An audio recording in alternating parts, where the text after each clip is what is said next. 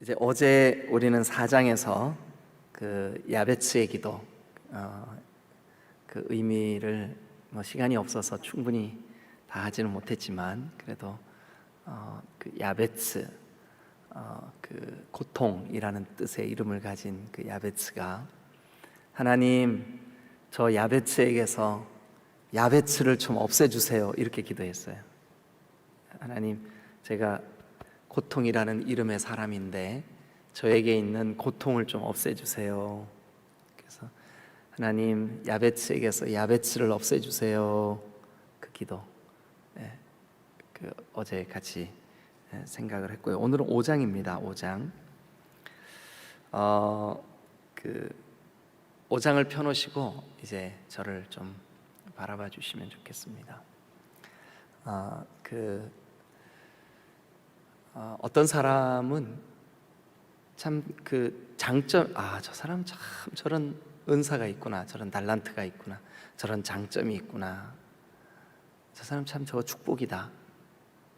우리가 여러분 같이 그 교제하면서 또 이렇게 교회 지체들 보면서도 그런 생각이 들 때가 있죠. 그런데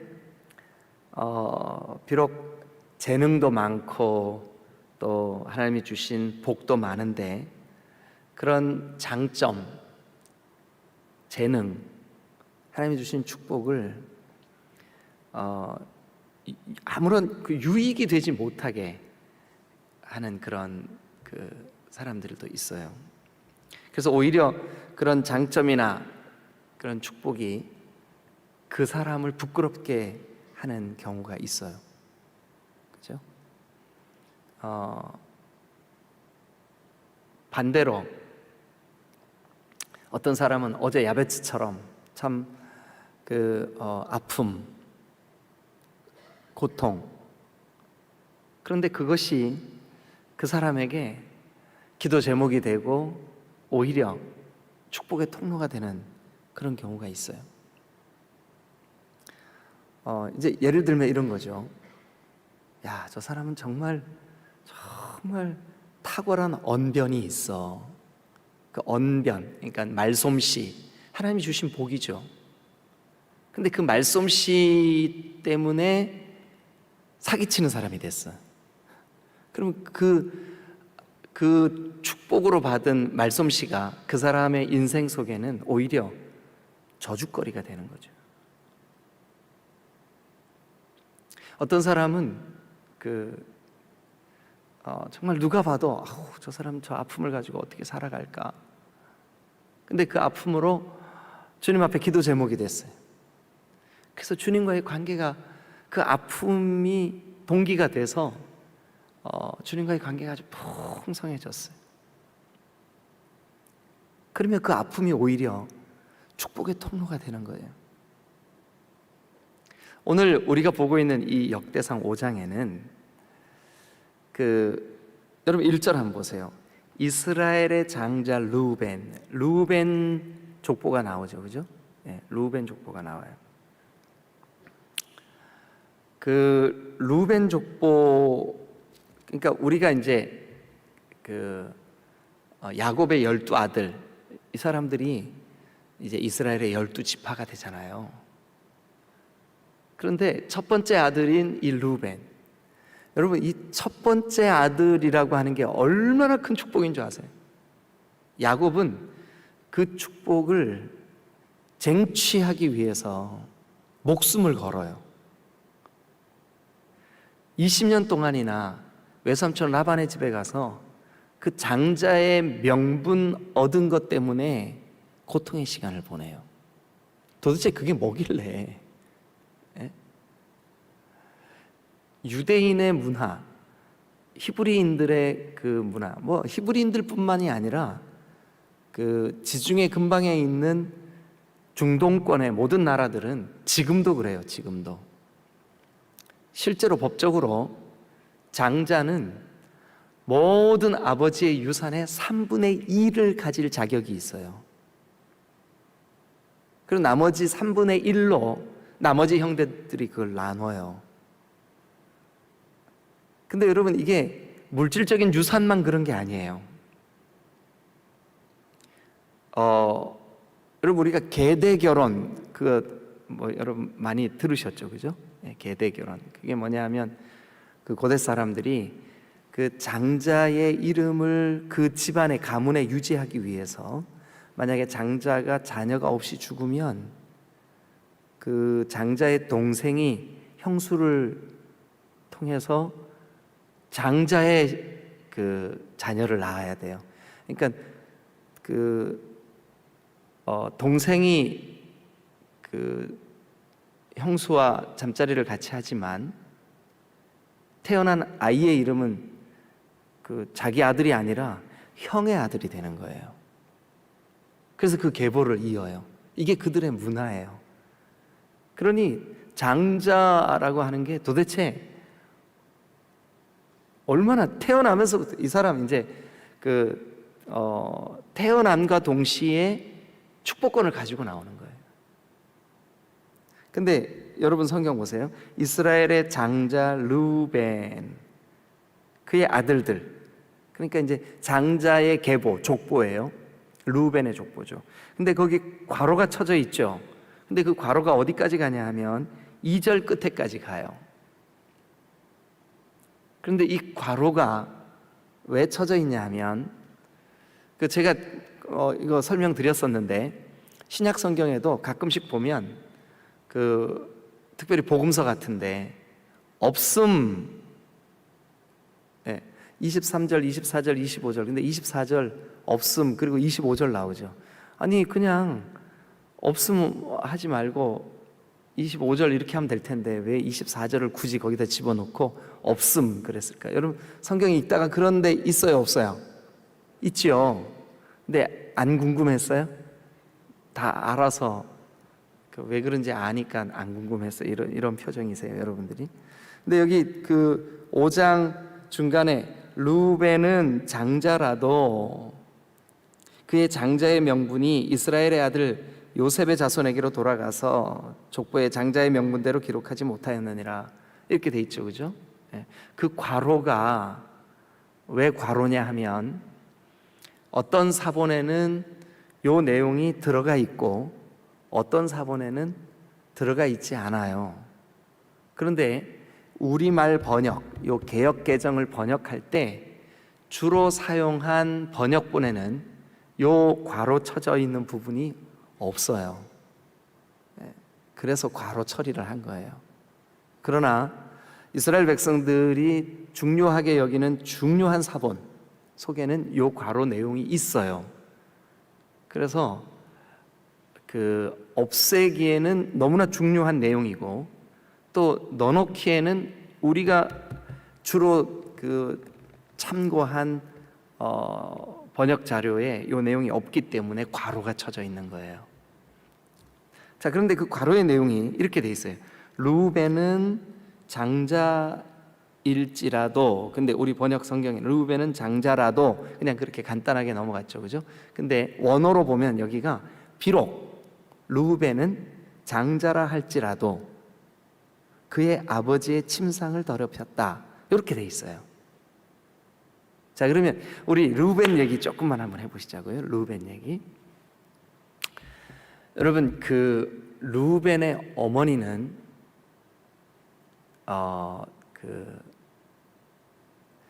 일단 야곱의 아내가 몇 사람이었었죠? 야곱의 아내.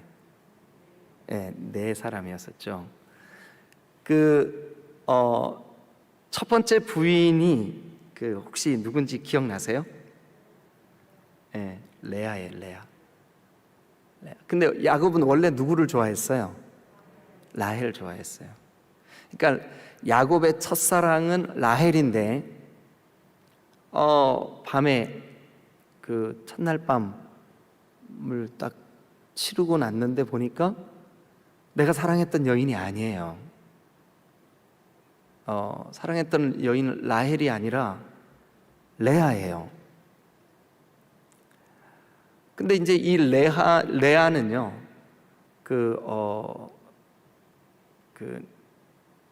바로 이제 자녀가 생겨요. 그런데 라헬은 그러니까 진짜 사랑했던 그 여인에게서는 자녀가 안 생겨요. 그래가지고 이 라헬이 자기의 태를 하나님이 여시지 않은 것을 보고 자기의 그 몸종, 그러니까 이제 자기 여종이죠. 자기 여종 그 빌하를 자기 남편에게 뭐 반강제로 그 아내로 줘버려요. 처로. 그러니까 이제 첩으로 준 거죠.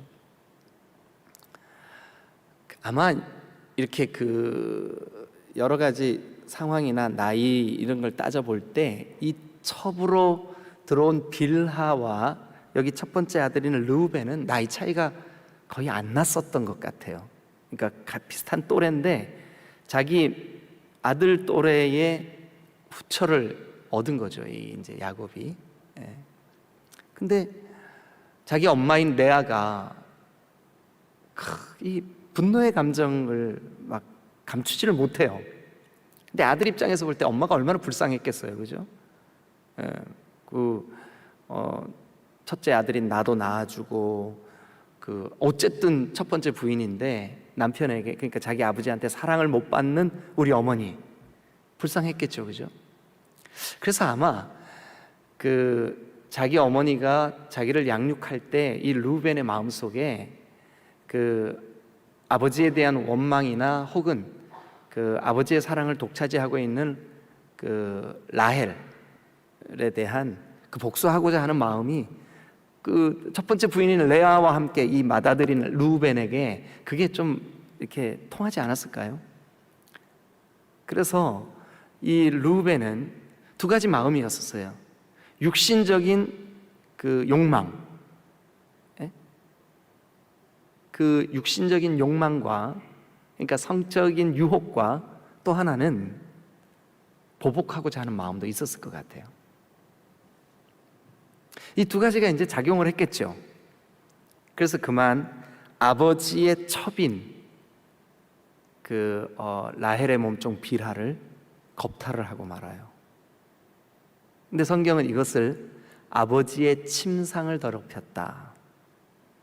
자, 그러면 이제 한번 보시자고요.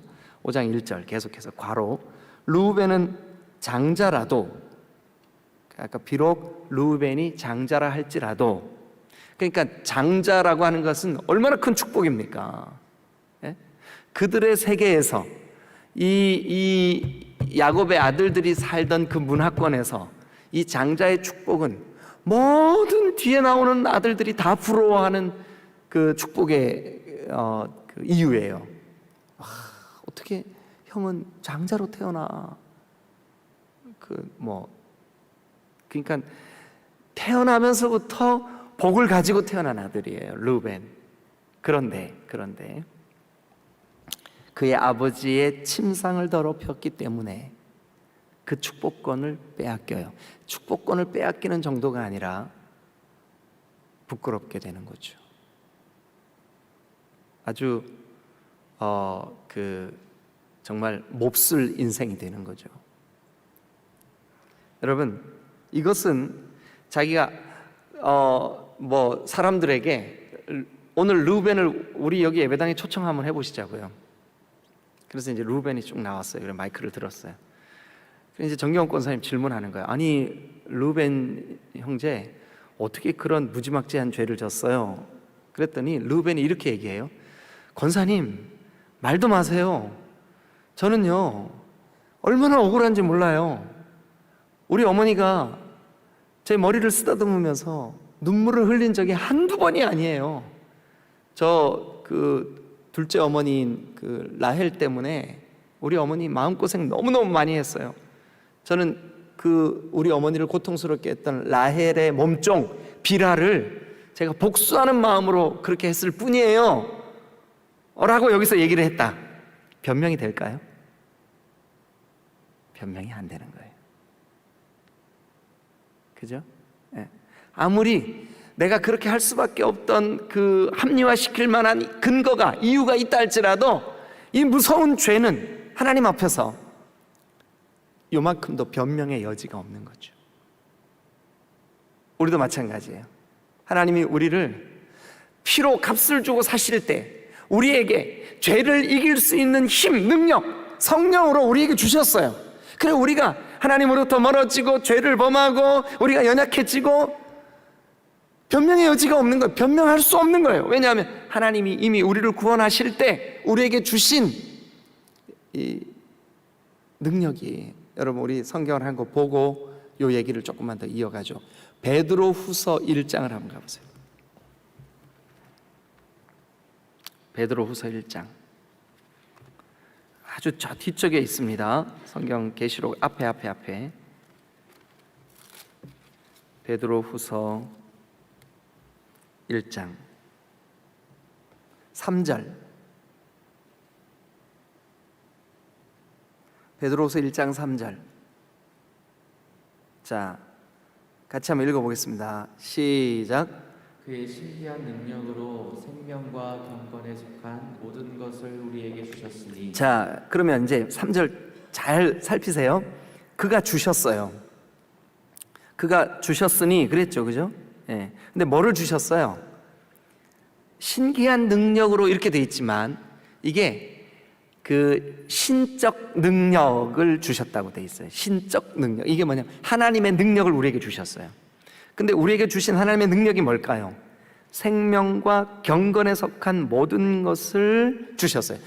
그러니까 생명과 경건에 속한 모든 것, 그러니까 우리가 구원받을 때, 우리가 예수 그리스도의 생명이 우리 가운데 들어올 때, 우리가 예수 그리스도를 나의 구주로 영접했을 때 경건하게 살 수 있는 힘과 능력을 우리에게 주셨어요. 아유, 육신이 약해가지고요.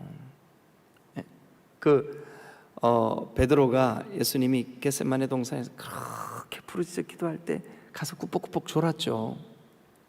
꾸벅꾸벅 졸았어요. 그래서 예수님이 오셔서 야야, 나를 위해 잠시도 깨어 있을 수 없었더냐? 네가 육신이 약하여서 그렇게 됐구나. 근데 그걸 우리의 변명거리로 삼어. 우리가 뭔가 좀 변명할 타이밍에 꼭 그러죠. 마음으로는 원하지만 육신이 약해서요. 근데 여러분 그게 변명인가 한번 보세요. 1장 3절 다시 봅니다. 베드로후서. 그의 신적인 능력으로 우리에게 생명과 경건에 속한 모든 것을 이미 주셨으니, 이게 나중에 제가 이거 설교할게요. 근데 완료형으로 돼 있어요. 이미 끝났어요. 우리에게 주셨어. 그러니까 우리가 여러분 하나님 앞에 거룩하고 경건하게 살며 정말로 하나님이 보시기에 합당한 영적인 그런 그 하나님의 자녀로서의 능력을 행하고 살며 죄와 싸워 이기며 할 수 있는 능력을 이미 우리에게 주셨다고요. 변명할 수가 없어요. 루벤에게 이미 그가 태어날 때 장자의 명분을, 장자로서의 축복을 주셨어요. 이미 주셨어요. 그러니까 우리 속에 계시는 주의 성령을 의지해서 우리가 넉넉히 이길 수 있음을 믿으시길 축원합니다. 하나님, 제가요 너무 물질적인 어려움이 많아서요 변명이 안 되는 거예요. 하나님, 제가요 제 속에 있는 하나님 이게 아시잖아요. 근데 그게 변명이 안 되는 거예요. 루벤이 하나님, 내가 우리 어머니만 생각하면 가슴이 너무 아파요. 우리 어머니를 위해서 라헬에게 복수하려고 라헬의 몸종을 제가 아주 그냥 짓밟아 버렸어요. 이거요 변명이 안 되는 거예요. 여러분 기억하십시오. 비록 장자라도 죄를 범하면 장자의 권리가 박탈당하는 거예요. 비록 우리가 여러분 예수 믿고 구원받은 이후에 환경과 현실 때문에 어쩔 수 없이 무너졌다고 할지라도 그 어쩔 수 없이 무너진 그것이 우리에게서 변명거리가 될 수가 없다는 거예요. 여러분, 우리에게 얼마나 많은 축복의 일들이 있습니까? 죄로 죽었던 우리를 살려주신 하나님, 하나님의 자녀라고 하는 권세. 그래서 여러분, 우리가 불렀던 찬송, 이 세상 험하고 나 비록 약하나 주 예수가 힘 주시는 줄로 믿으시기를 축원합니다. 그 힘으로 승리하세요. 주 예수가 공급하시는, 주 예수가 이미 주신 그 신적인 능력으로 오늘도 우리가 믿음으로 사시자고요. 할렐루야. 예. 르우벤은 안타깝지만 아버지의 침상을 더럽혀서 그만 장자의 권리를 박탈당했어요.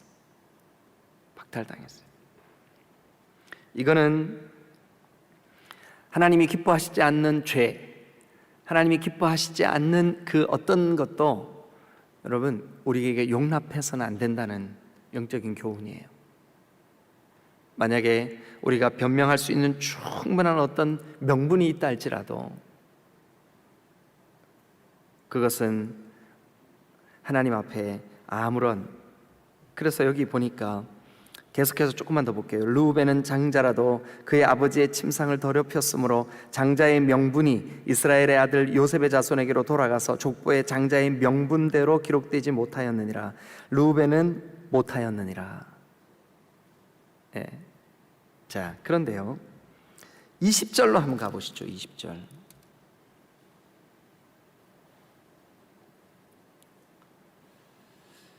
우리 18절부터 한번 읽어볼까요? 18절. 이게 역대상이요. 이렇게 해서 거의 뭐 10장, 9장까지 계속 족보라서 여러분 좀 성경 읽으시기가 조금 답답하신 분들도 있으셨을 거예요. 그런데 18절 한번 보세요. 읽어주시죠. 다 같이 시작. 르우벤 자손과 갓사람 므낫세 반지파에서 나가 싸울 만한 용사 곧 능히 방패와 칼을 들며 활을 당겨 싸움에 익숙한 자는 44,760명이라. 그래서요. 그들이 하갈 사람과 여두르와 나비스와 노답과 싸우는 중에 네. 도우심을 입었으므로 하갈 사람과 그들과 함께 있는 자들이 다 그들의 손에 패하였으니. 됐어요. 이제 그 다음부터는 이는 동그라미 치세요. 이는. 항상 성경을 읽을 때 이는 그러므로 그렇기 때문에 이런 말이 굉장히 중요합니다. 예. 근데 그러니까 20절에 이렇게 시작하죠. 도우심을 입었으므로 이는, 그러니까 도우심을 입은 이유는, 그렇게 우리가 이해할 수 있죠. 도우심을 입은 이유. 근데 그 도우심을 입은 이유가 뭐예요? 자, 시작. 그들이 싸울 때에 하나님께 의뢰하여. 그러니까 도우심을 입은 이유는 그들이 싸울 때 그 르우벤 자손 갓 사람 므낫세 반지파 이 사람들이 그러니까 르우벤 지파 사람들이 비록 이 1절에서 르우벤은 비록 장자였었지만 아버지의 침상을 더럽혔으므로 장자의 명분을 빼앗겼어요. 그런데 그의 후손들 가운데 여기에는 르우벤 자손, 갓 자손, 므낫세 반 자손 이 사람들이 다 요단 동편에 자리를 잡았던, 그러니까 요단 동편에 가나안 땅에 들어가지 않았던 그 사람들, 그래서 그 지역을 하나님께서 그들에게 축복으로 주신 그 사람들이 전쟁이 벌어졌어요. 근데 그 전쟁을 하는 그들의 주축 멤버들이 누구냐 하면 축복권을 잃어버렸던 사람들이었었어요. 그런데 그 르우벤 지파 사람들, 물론 여기 갓 지파 사람들, 므낫세 지파 중에 반 사람들도 같이 있었지만 그 르우벤 자손들이 도우심을 입어요. 하나님의 은혜를 입는다고요. 자기들의 조상인 르우벤은 빼앗겼지만 후손들은 도우심을 입어요. 어떻게 도우심을 입었을까요? 이는 그들이 싸울 때에, 싸움에 나갈 때 하나님을 의뢰하고. 여러분, 그동안 혹시 여러분들이 충분한 변명거리가 있었다 할지라도 죄에 빠진 일이 있거나 여러분들이 하나님 앞에서 정말 부끄럽게 행했던 어떤 일들이 있다 그러면 오늘 하나님의 도우심을 입기 위하여 하나님을 의뢰하시기를 주님의 이름으로 축원합니다.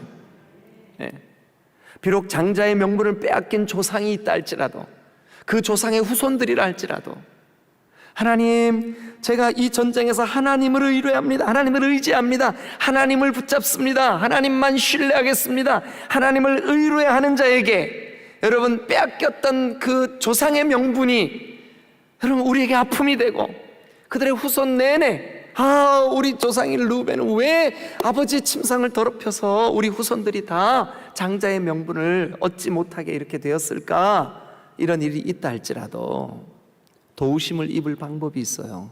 하나님을 의뢰하면 되는 줄로 믿으시기를 축원합니다.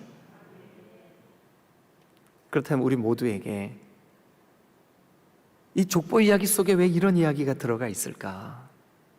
그냥 족보만 쭉 나열되고 있는 거거든요. 지금 1장서부터 계속. 예. 여러분, 어제 함께 나눴던 야베스를 한번 생각해 보세요. 비록 그는 어머니에게 고통이 되는 아들이었다 할지라도, 비록 그는 그럴지라도, 여러분 여기 지금 성경에 있는 20절에 있는 대로 이는, 그러니까 도우심을 입은 것은 그들이 싸울 때 하나님께 의뢰하고 하나님을 전심으로 의뢰하고, 오늘 여러분들의 삶에 어떤 어려움과 문제와 여러분들의 어떤 그 가슴 아픈 일들이 있으십니까?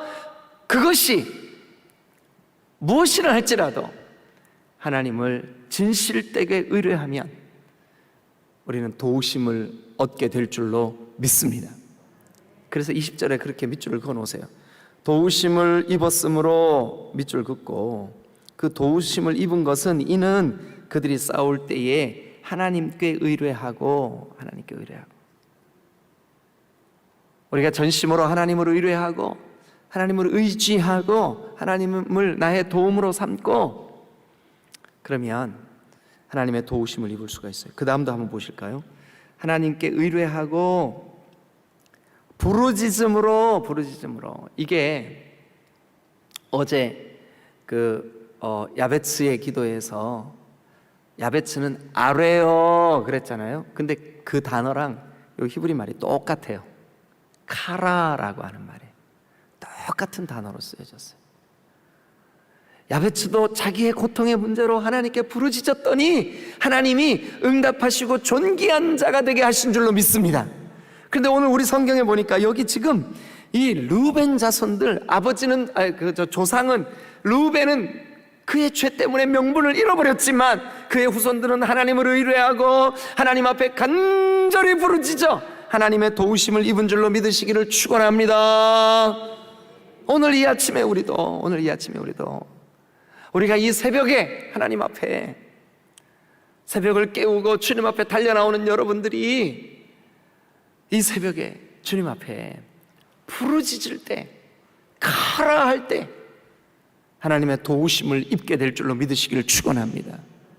비록 그들의 조상 루벤은 장자의 명분을 잃어버렸을지라도 그들이 부르짖음으로, 자, 그 다음에 보시면 20절 끝에 이렇게 됐어요. 하나님이 그들에게 응답하셨습니다. 네.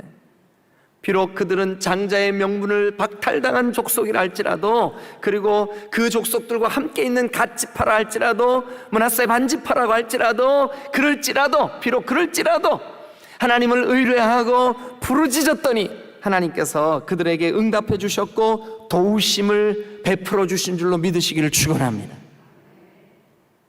오늘 우리가 이 말씀을 마음에 새기시자고요.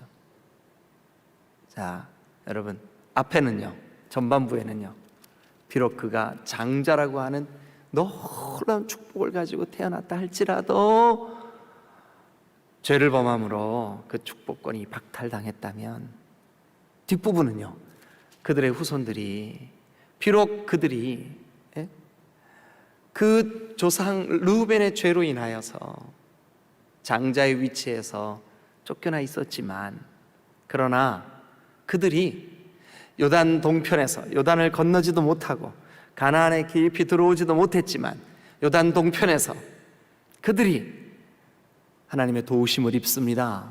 어떻게 해요? 하나님을 신뢰하고, 그리고 여러분 여기 보니까 하나님께 부르짖음으로 그들에게 하나님이 응답하셨고 하나님의 도우심의 손길을 펼쳐주신 줄로 믿으시기를 축원합니다.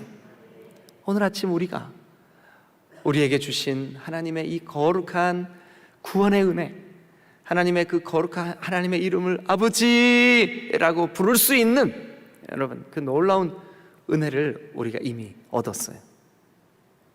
우리에게 있는 어떤 기도 제목이든 간에 주님을 신뢰함으로 주님 앞에 부르짖을 때 주님이 여기 성경에 있는 대로 응답하시고 도우심을 주실 줄로 믿으시길 축원합니다. 이 아침 우리가 그렇게 했으면 좋겠습니다. 매주 토요일 아침은 우리가 주일 예배를 위해서 좀 같이 부르짖었으면 좋겠어요. 하나님, 우리 디딤돌교회 주일 낮 예배가 성령으로 충만하게, 그래서 어떤 사람이 어떤 마음의 부담과 상처와 아픔과 그런 것을 안고 온다 할지라도 저 문을 열고 들어오는 순간 이곳에 운행하시는 성령의 충만함이 그 마음을 만지시는 역사가 있게 하여 주옵소서. 여러분, 우리가 그렇게 기도했으면 좋겠어요. 하나님, 우리 가운데 역사하여 주옵소서. 내 마음도 만져주시지만 우리의 예배를 주님께서 통치하여 주옵소서. 그래서 성령께서 운행하시는 그 예배 가운데 누구라도 어떤 쓴뿌리와 아픔을 가지고 온 그런 영혼이라 할지라도 이 예배 중에 하나님의 은혜를 깊이 누리고 잠기고 맛보는 귀한 역사가 있게 하여 주옵소서.